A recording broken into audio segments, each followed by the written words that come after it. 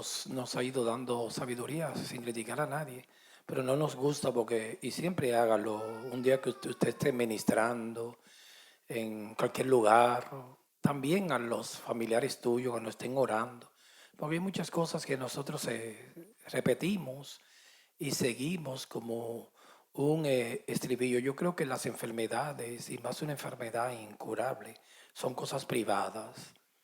Y a nosotros no vamos a acusar a nadie, sino nosotros, porque somos parte de la iglesia. A veces orando ventilamos esas cosas tan crudas, así. De que oramos por la hermana fulana que tiene un cáncer, un ejemplo, en el hígado. Nunca haga eso, aunque sea en tu casa. Uno puede generalizar, decir está enfermito.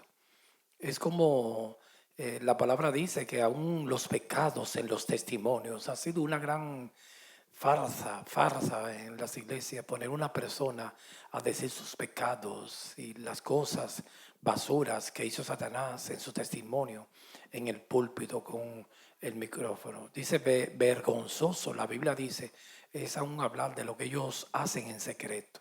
Esas no son cosas que se le ventilan la vida privada de ninguna persona. Yo podría, cuando yo voy a hablar que yo estaba bien perdido, no tengo que dar detalle de lo que yo hacía en el mundo. Yo puedo decir que estaba perdido, generalizar.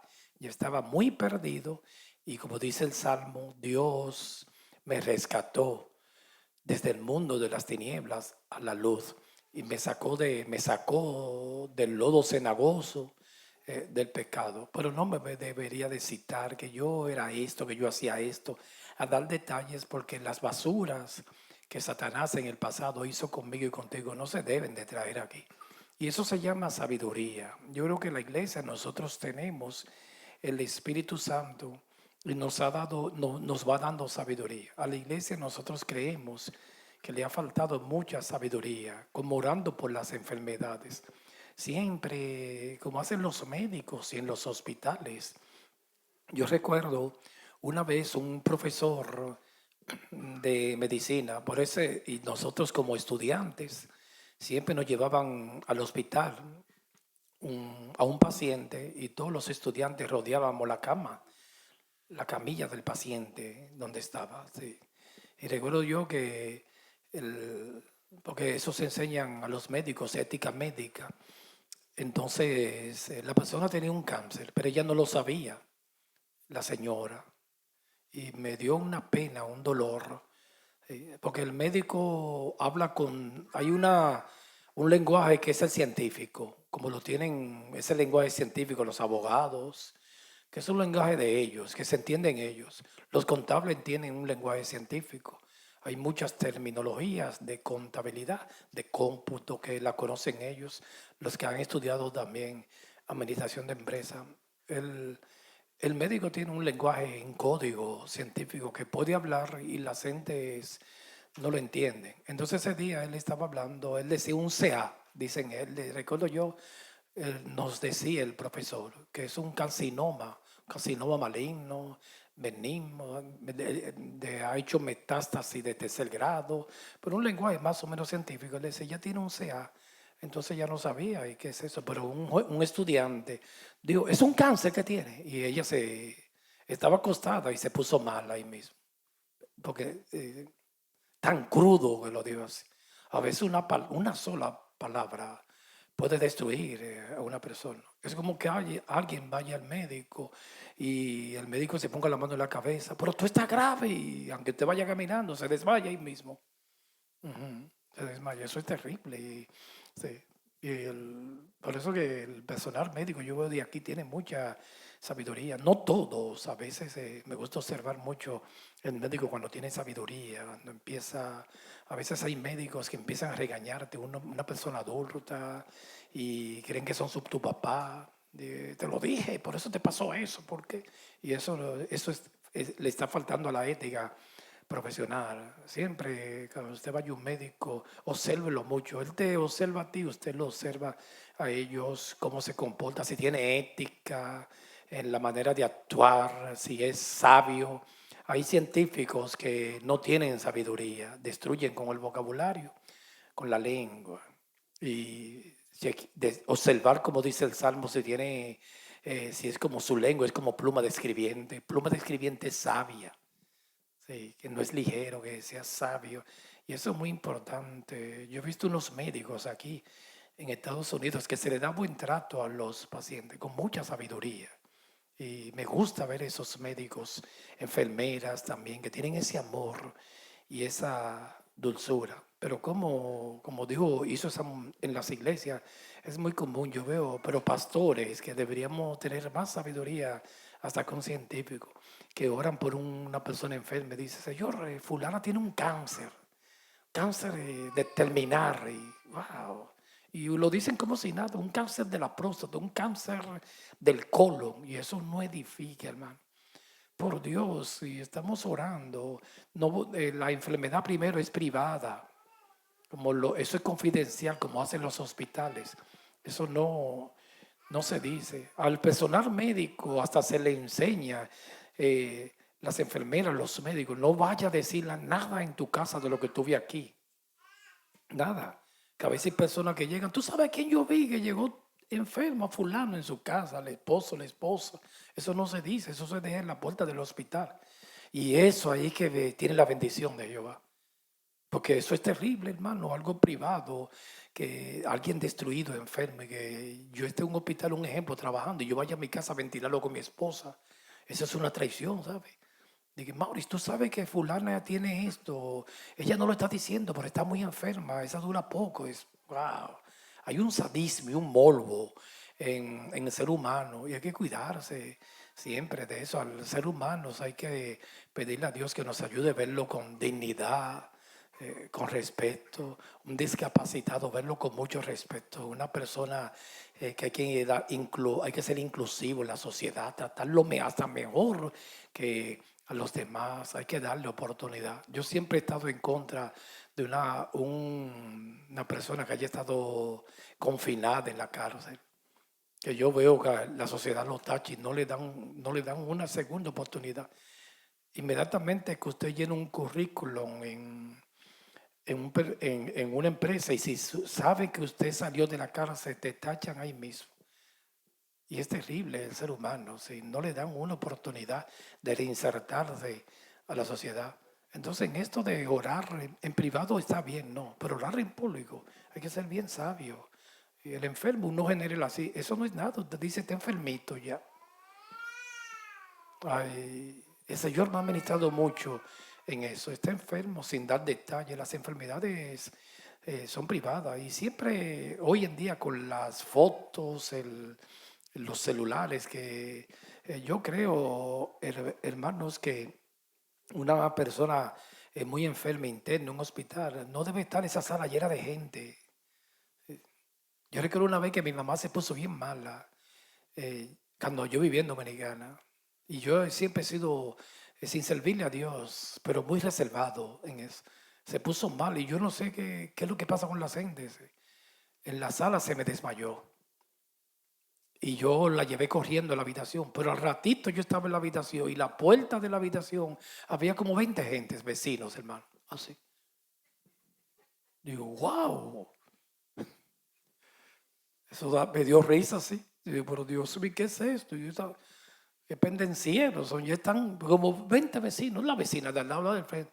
Y yo le dije, por favor, voy a cerrar la puerta y no quiero a nadie aquí. Así mismo le dije, hermano.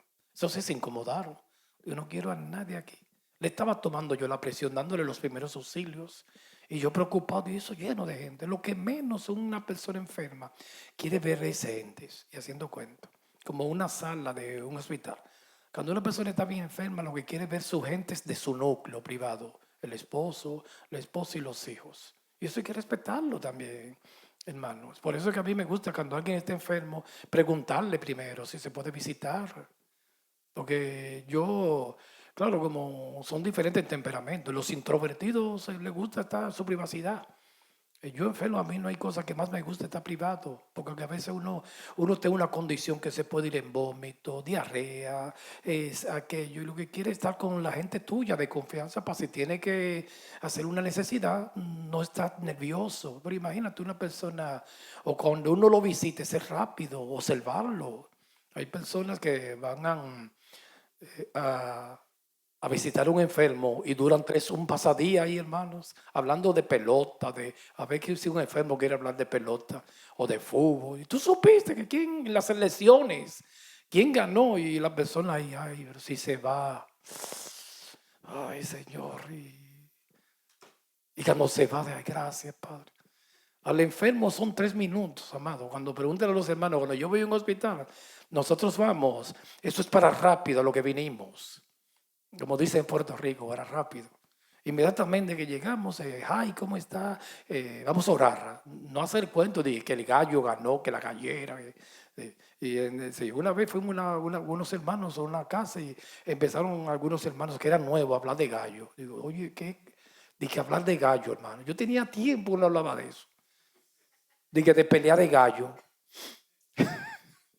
No, que el Pinto ganó y ahí yo, ay, fue un propósito que vinimos, que hay que hablar de gallo, afuera está bien.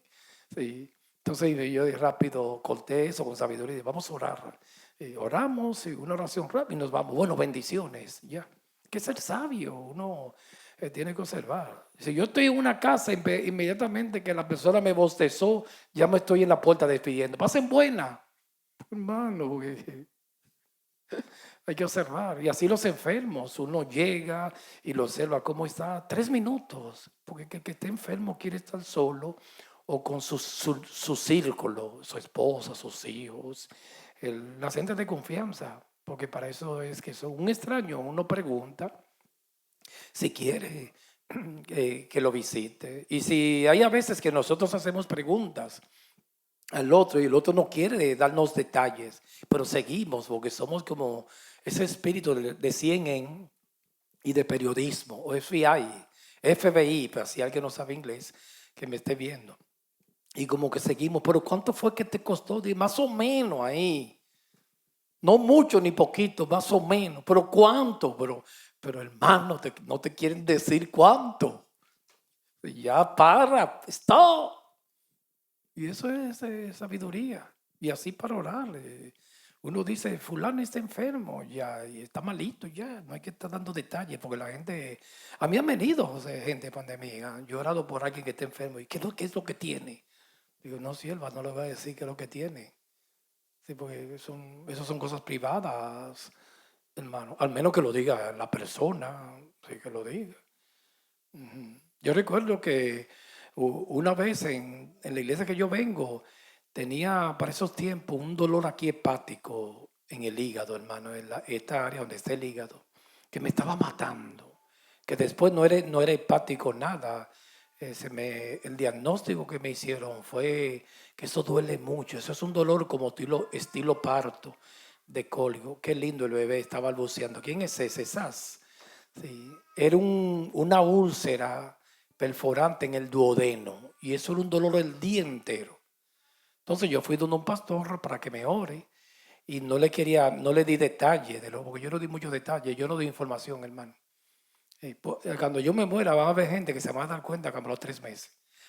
La hermana mía se dio cuenta que nació un nieto como ahora, fue en estos días. Y ya tiene como 5 años. Sí, porque a mí se me olvida. Sí, entonces cuando yo tenía ese dolor en esa úlcera del duodeno que me duró como un año matándome. Y ese fue el diagnóstico, porque cuando las úlceras del duodeno, cuando usted come y la comida o la grasa cae, es como a la hora, después que va ya, pasa por el estómago, intestino delgado, y va al intestino delgado, que está el duodeno, que es la primera porción que sale del estómago, píloro y duodeno. Y eso era un dolor y entonces el pastor regó en la iglesia entera que yo tenía un cáncer en el hígado. Y la gente me empezó a tener lástima. Y yo, pero ¿por qué? Ay, Reynoso, me da pena. Y yo veía y me trataban tan bien. con piedad, lástima. Y digo, ¿pero qué es lo que pasa? Que el hombre se puso a regar, que yo tenía de que... Entonces yo tuve que desmentirlo. Digo, no, yo no tengo nada, yo estoy bien. Hay un lenguaje que usan en mi campo, muy común. Un día yo escuché a Chaidi que lo dice, porque ella se le pega todo eso. Yo estoy como un trinquete, muchacho. Sí, pero hermanos, eso es privado, eso es privado. Al menos que la persona lo quiera decir. Entonces, a mí nunca se me olvidó esa palabra. Yo dije, oye, pero este pastor sí hablador. Sí, porque hablador, hermano, eso no se dice. Sabiduría, sabiduría. Yo siempre le pido al Señor que me dé mucha sabiduría. Siempre oren por mí, por sabiduría. El que predica necesita mucha sabiduría. Y cuando a veces uno dice cosas que no debe decir, digo, oh, Señor, me faltó sabiduría ahí, etcétera, etcétera. Que nuestras palabras no sean espadas, sino que sean dulces como la miel. Entonces, amados, vamos a ver si hacer un esfuerzo. Entonces vamos a continuar hablando de la kenosis. Yo voy a tratar de resumir el tiempo para ver si lo termino hoy. Ya me falta muy poquito. De la kenosis que está en Filipenses 2:7, donde habla kenosis, que Cristo se vació. Que ese todo el tiempo ahí está hablando de humillación. No que dejó atributos a un lado. Cuando usted escucha un teólogo que diga que él dejó una parte de los atributos, eso entonces no hubiese podido ser Dios ni salvarnos. Siempre Cristo en la unión hipostática era 100% Dios y 100% hombre. Entonces que decíamos que kenosis fue siempre humillación. El hacerse hombre es kenosis. Jesucristo, Dios, desde la eternidad no tenía que someterse a la ley. El someterse a la ley, la paga del pecado es muerte. Al hacerse hombre, tuvo que pasar por la muerte y someterse también a la ley, cumplirla. Él no tenía que cumplir la ley. Y eso es kenosis, que él tuvo que cumplirla, porque ya se hizo hombre para poder devolver la justicia y representarnos a nosotros. Y kenosis siempre en el contexto habla es de humillación. Eso es kenosis. Se vació y se humilló. Pertenecer a esta raza caída, pero Cristo no tenía pecado. Eso es humillación. Entonces también continuaremos hablando de humillación, la separación con el Padre. Yo puse aquí, Cristo, hubo un momento en la cruz del Calvario que nunca desde la eternidad fue separado del Padre.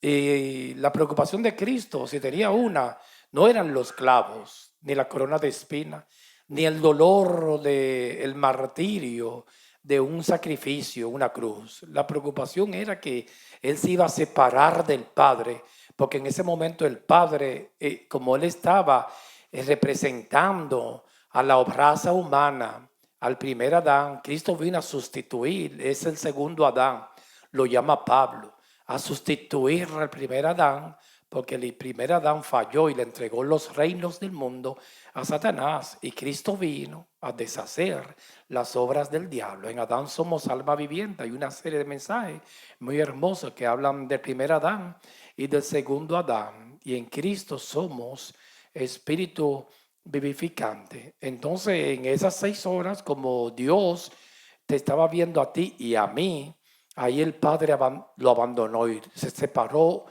en esas 6 horas. Cristo fue crucificado a las 9 de la mañana, lo que le llaman la hora tercera, y duró 6 horas. Hora sexta, contando, son las 12, es las 12 del mediodía, y la hora novena es las 3 de la tarde. A esa hora él tiró el último aliento y expiró Jesucristo de 9 a 3 de la tarde. Esas 6 horas él duró separado del Padre. Y eso sí le dolió. No los clavos, aunque dolía, porque era un ser humano, 100% hombre. Y no eran clavos como de 5 pulgadas así, en las manos y en los pies. Esos orificios, cuando Cristo resucitó, Tomás lo traspasó con el dedo. Lo que quiere decir que con ese cuerpo glorificado, así como cantábamos hoy, aunque mis ojos no te puedan ver, nosotros vamos a ver los orificios de Cristo. Va a ser grande ese día. Ya un Cristo crucificado, el costado va a estar la cicatriz ahí, de la lanza que le traspasó el soldado Romanos. Los orificios en los pies, piernas y las manos van a estar ahí. Yo escuché una vez a una locutora de noticiero de televisión, yo creo que de Univisión, que Dios la bendiga donde quiera que esté, y se me quedó un pensamiento de ella en el corazón. Cuando ella se despedía públicamente, ya no iba a dar más el noticiero en su despedida. Y ella dijo, lo que más yo quiero es que duré más de 20 años a través de la televisión entrando a cada hogar de los latinos, porque es una planta de televisora, un noticiero latino, noticiero no local, sino nacional. Y ella decía, lo que más yo quiero y mi preocupación es en esos 20 años haber dejado a cada uno de ustedes una huella para siempre en su corazón del mensaje que le di.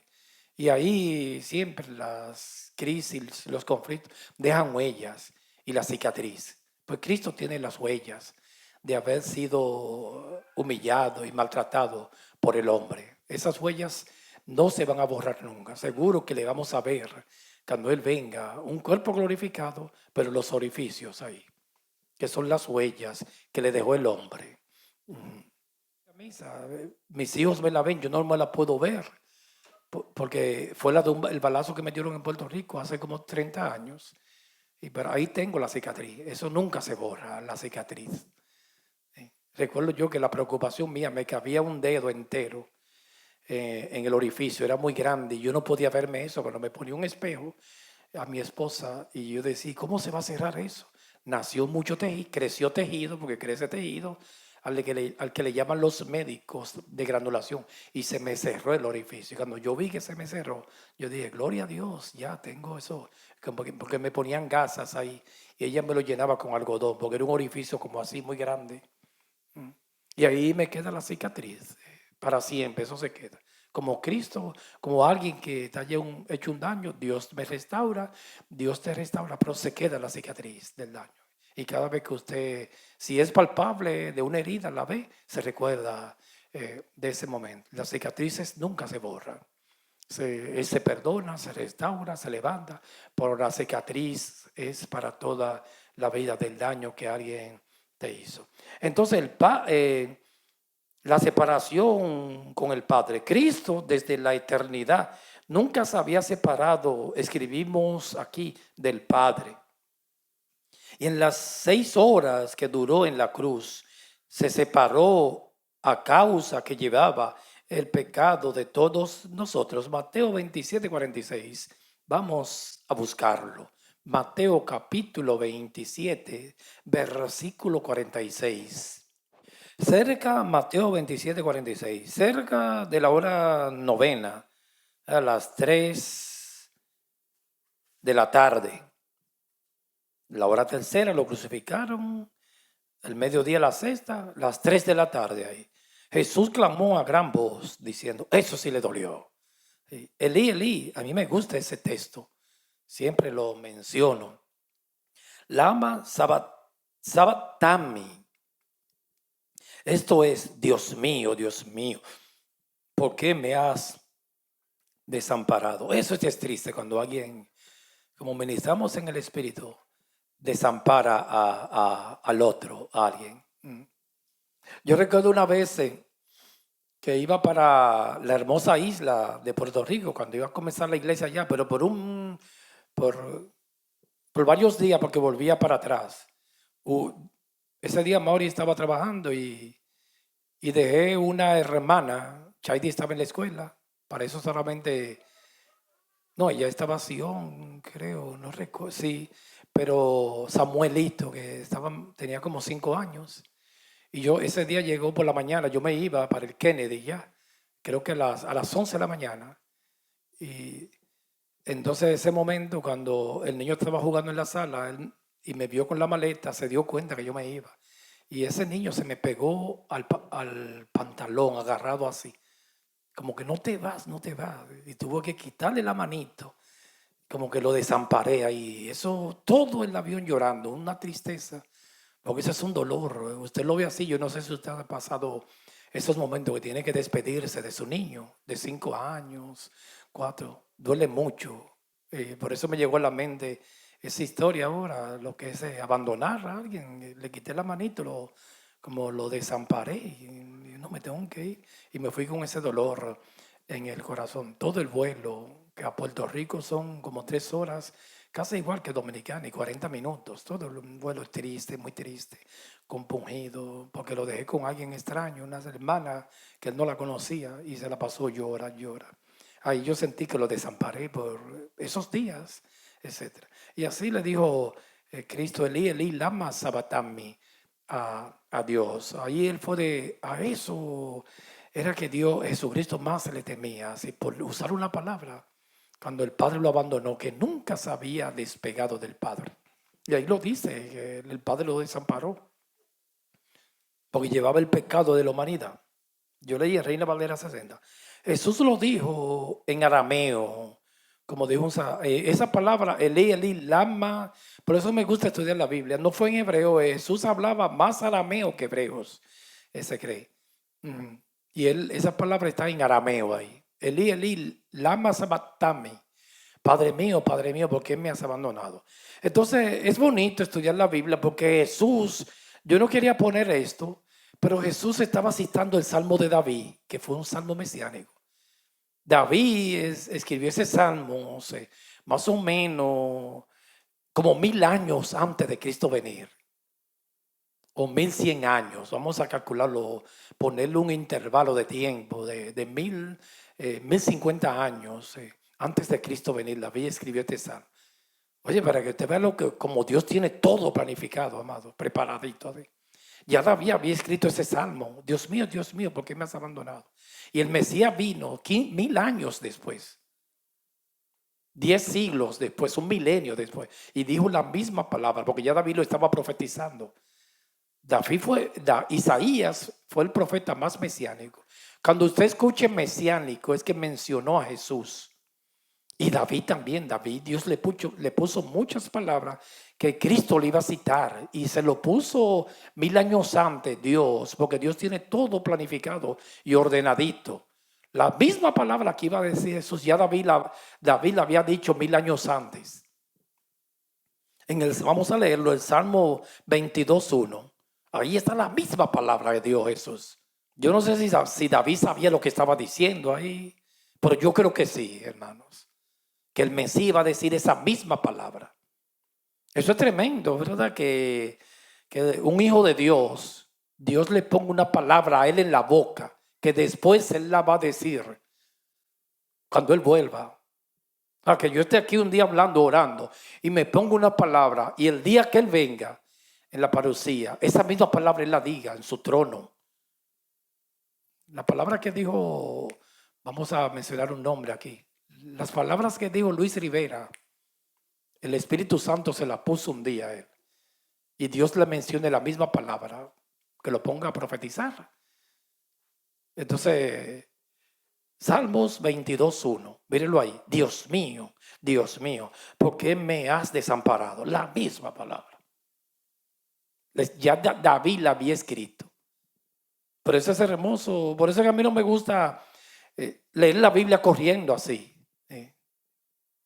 Es bueno buscar los comentarios y la cita. Digan, pero esa palabra que Jesús dijo, la dijo David 1000 años atrás en el Salmo capítulo 22, versículo 1. Eso es estudiar la Biblia. Yo quería pasarlo superficial, pero es bueno que tengan esos apuntes. Yo lo voy a corregir esta semana para enviárselo ya a la kenosis, para que todos los tengan. Dios mío, ¿por qué me has desamparado? ¿Por qué estás tan lejos de mi salvación? Esa no la dijo Cristo, de mi salvación y de las palabras de mi clamor, Reina Valera 60. Pero el primer versículo textualmente, David lo dijo 1000 años antes y Cristo vino y lo dijo después en la cruz del Calvario. O sea que fue una palabra poderosa. Este fue un grito de angustia. Yo escribí aquí. Y un gran dolor.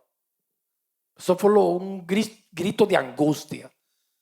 Y un gran dolor. Hay gritos, me da un permisito. No todos los gritos son iguales, amados. Ejemplo, un grito mío que fue terrible, que fue de un gran dolor y angustia, cuando se murió mi papá y mi mamá. ¿Sí? Porque uno como, uno decir a alguien, fulana se murió, eso es terrible. Uno menciona la palabra muerte rápido así. Pero cuando yo llamé a mi esposa, que él se me murió en las manos, y yo le dije a ella, Mauri, mi papá se murió, ahí yo me desmayé casi. Ese fue un grito de angustia, un gran dolor que tenía en el corazón. Y como la palabra decir, que yo nunca pensé, porque así nosotros, Dios puso eternidad en nuestros corazones. Como decir que tu papá se murió, yo nunca pensé que iba a decir esa palabra. Y cuando yo la llamo a ella, le dijo, mira, mi papá se murió ahora mismo. Y me puse la palabra muerte, mi papá se murió. Y ahí empecé a llorar cuando mencioné muerte. Pensaba que nunca, porque en nuestra mentalidad creemos que somos inmortales. Y es una realidad que todos vamos a pasar. Un momento de un grito, de un gran dolor, porque cuando murió mi mamá, recuerdo que yo estaba sacando el pasaporte en downtown y Mauri me dijo, ¿me voy o me quedo? Ella tiene que ir a trabajar. Y yo le dije, no, vete, que esta fila, porque quería sacar el pasaporte para viajar ese mismo día. Entonces, yo recuerdo que ella se despidió, pero para mí fue el Espíritu Santo que la tocó y le dijo, no te vayas, pero la necesitaba. En el momento que estaba haciendo la fila, llamé a casa y me dije, mami murió ahora mismo. Y eso fue terrible para mí. Estaba bien mal. Y gracias a Dios que ella no se fue a trabajar, no me dejó ahí, no me desamparó, como le dijo Jesús a Dios en ese momento. Dios mío, ¿por qué me ha desamparado? Y eso fue un grito de dolor. Y ahí me dio un llanto de dolor. Porque también son los momentos más difíciles cuando los padres parten o un ser querido. Es muy doloroso. Entonces, en este comentario, Cristo ahí, cuando el Padre lo abandonó, lo desamparó, dice que fue una gran angustia. Hay una angustia en nosotros, un clamor de un momento difícil que es indescriptible, que se queda marcada para siempre. Una angustia. Yo he visto personas cuando alguien parte o una tragedia que nunca en mi vida lo he visto tan angustiado como así. Yo digo, no, aquí ni siquiera se puede consolar porque es un peligro. Uno puede salir una palabra y herir más. Mejor callarse. Yo no sé por qué en las funerarias la gente tiene tanta fiebre de dar discursos. Si hay un momento que es mejor callarse, es en una funeraria. Porque con las palabras tú lo que puedes aumentarle más el dolor a alguien. Hasta para dar el pésame hay que tener cuidado. Las condolencias. Y lo siento mucho. Para no hacer como el borracho aquel. ¿Se recuerdan de ese cuento? Es para que despierten, hermanos. A una señora se le murió el esposo y la viuda estaba frente a la caja y había una fila de personas dando las condolencias, el pésame. Entonces y vino, ustedes saben cómo son los borrachos. Vino un borracho, se puso en la fila y que te acompañen mis sentimientos. Te acompaña mis sentimientos, Señor. Y el borracho, ¿cómo es que está diciendo? Y te acompaña mis sentimientos. Ok, ya te toca el turno, pasa. Y cuando él llegó, la campana del ayuntamiento.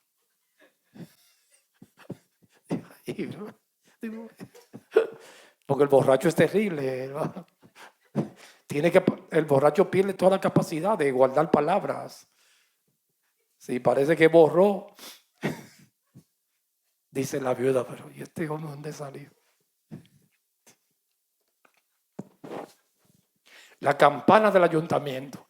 Te acompaña mis sentimientos. Después quería de que corregirlo. Pero nunca dejo un borracho corregir cosas, hermano. La agrava más. Digo, no, déjalo así ya. Sí. Entonces hay momentos en nuestras vidas también, un gran dolor. Ese momento para Cristo fue un dolor indescriptible, una gran angustia. El Padre lo abandonó por 6 horas. Un gran dolor. Cuando Jesús le dijo al Padre, pasa de mí esta copa, yo escribí aquí, dirigido por el Espíritu, estaba pensando en ese preciso momento, hermanos. Elí, Elí, lama sabactani. Miren eso que estaba pensando Jesús, que el Padre se iba a separar del Padre. Jesús orando en Getsemaní, Mateo 26, 39. Él estaba pensando en que el Padre lo iba a desamparar en la cruz. Ahí en Getsemaní, Mateo 26, 39. Busquemos rapidito. Mateo capítulo 26, versículo 39. Yendo un poco adelante, se postró sobre su rostro, orando y diciendo, Padre mío, él estaba pensando en eso. Si es posible, pasa de mí esta copa. Estaba hablando de la resurrección, pero no creo que él estaba preocupado por las heridas de las manos de los clavos y la misma cruz. Era la separación, hermanos. Pero no se haga como yo quiero, sino como tú quieres. Reina Valera 60. Jesucristo, cuando vinieron los hijos de Zebedeo, como se le llaman, los hijos del trueno, que la mamá estaba negociando con Cristo y le dijo, permite que uno se sienta a la izquierda y otro a tu diestra. ¿Sí? Jesús le dijo, ustedes podrán beber de la copa mía y ser bautizado con mi bautismo. ¿Cuál fue su bautismo? La muerte. Y la copa, el sacrificio en la cruz y su sufrimiento. Y ellos dijeron, podemos.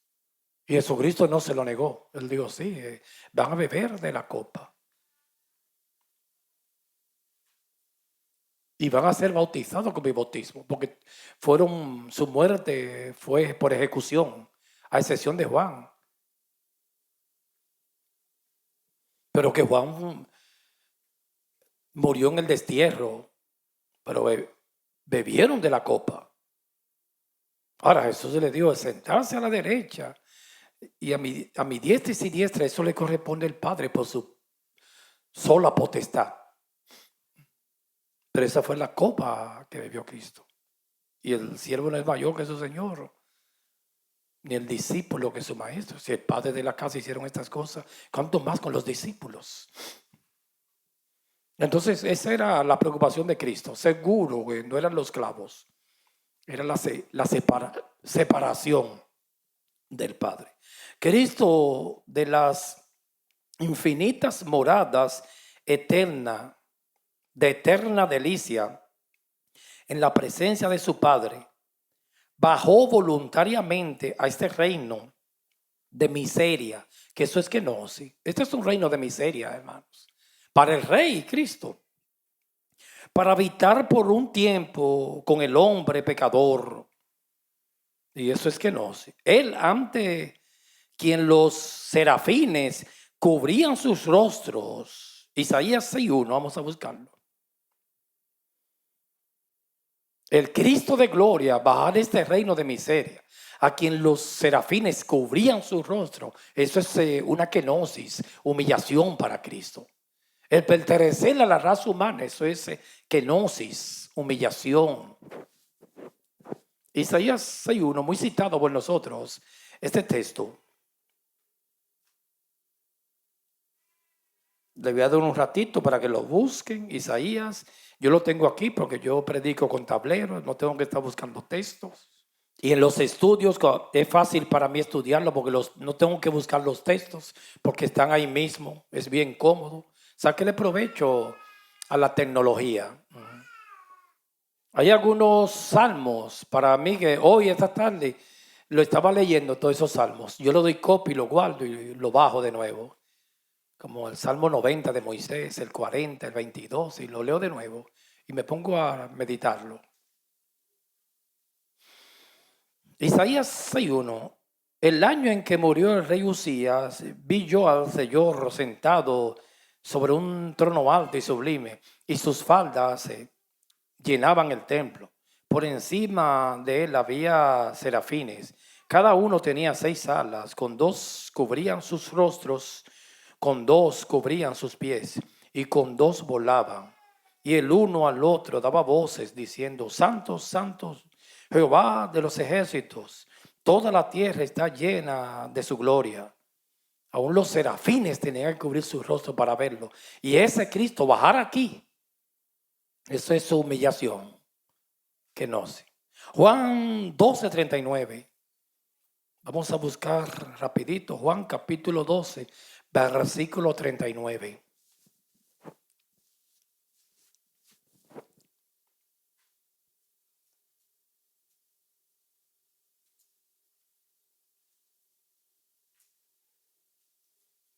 Juan 12:39.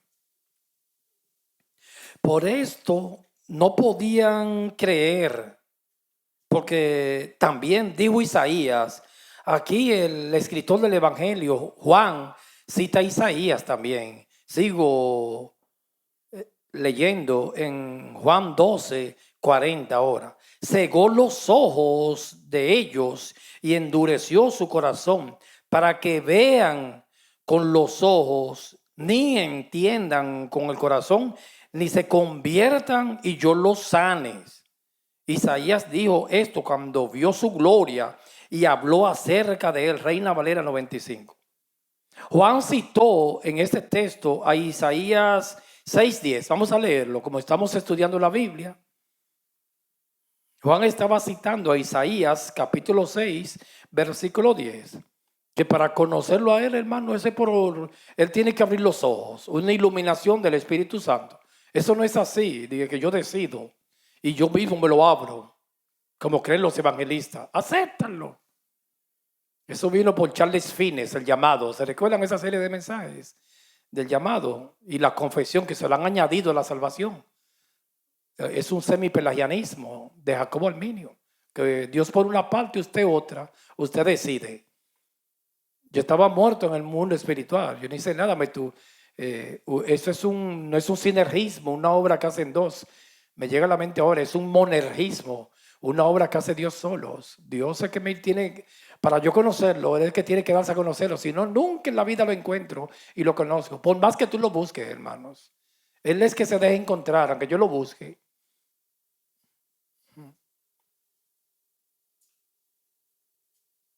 Isaías 6:10. Haz insensible el corazón de este pueblo. Endurece sus oídos. Eso es terrible, amado, esa palabra. El Dios soberano hace como Él quiera. Y nubla sus ojos. Usted ve que a veces hay personas que están bien extraviadas. Y usted dice, pero ¿por qué no ve eso si yo lo veo tan claro? Porque a ti te iluminaron los ojos y te lo abrieron, pero a él no.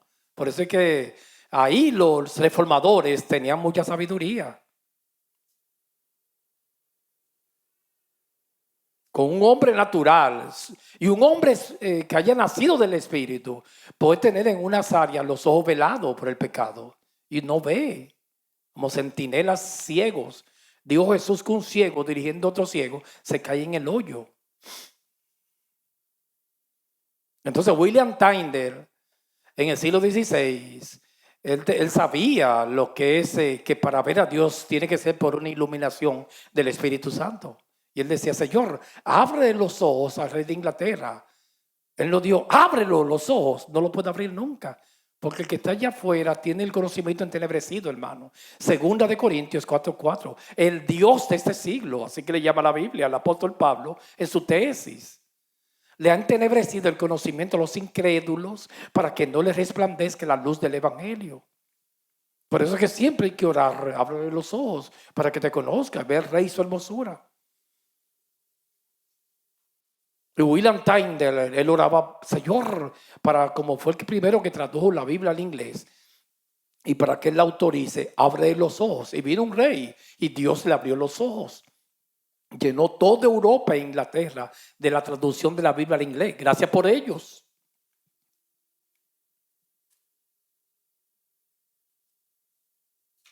A una persona ciega no ve nada, no ve el peligro, no ve nada. Y en el mundo evangélico, hermano, está lleno, ahora mismo, está lleno de ciegos. No está viendo lo que está pasando con la bestia y estas filosofías, como decíamos el domingo. Están por otro lado. Que yo soy profeta, que esto es una iglesia señal. Eso es ceguera espiritual. Hay una ceguera espiritual, como nunca. Por eso Dios le dijo a la iglesia de la Odisea, un taco lirio para que vea, porque no está viendo. No está viendo más de tus narices.